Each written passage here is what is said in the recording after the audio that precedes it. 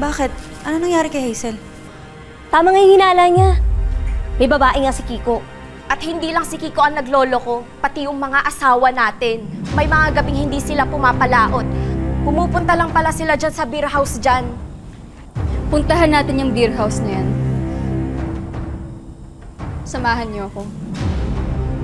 Hazel, kung malma ka lang. Please talaga. Saan ba? Ay.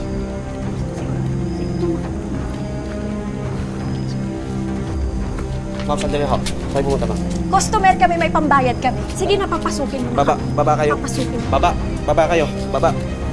Baba kayo. Kuya. Dito. Hazel, sige na. Tama na. Alika na muna. Umuwi na tayo. Anong gagawin natin? Mahal naman, ano ba? Saan ba kasi tayo pupunta? Suglit lang. Kain tayo sa salbog. Libre ka namin. Tara. Kaya mo pa, ha? Animal ka? Kaya pala pabawas ng pabawas yung kita na inuuwi mo sa amin? Kasi nandito na pupunta? Ito ba, ha? Ito ba yung kami po? Right! Paalisin mo na nga itong mga to. Tigilan mo yung asawa ko, ha? Tigil-tigilan mo!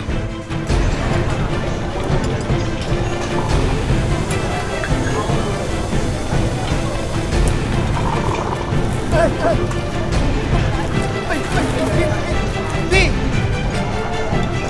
Tama nga, nakakaya! Nakakaya! Babae mo, di ba?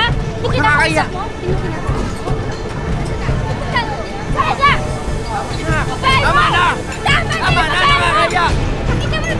Tama na! Tama na! Tara na! Tara na!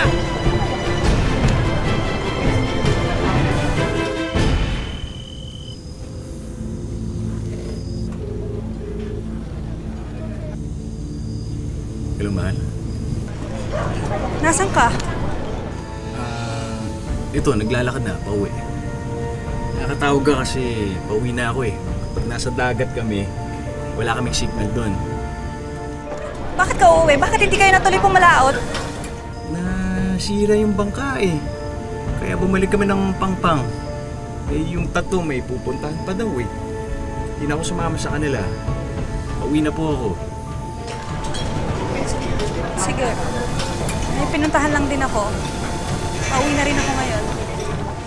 Oh, bakit mahal? May problema? Sa bahay na lang tayo mag-usap.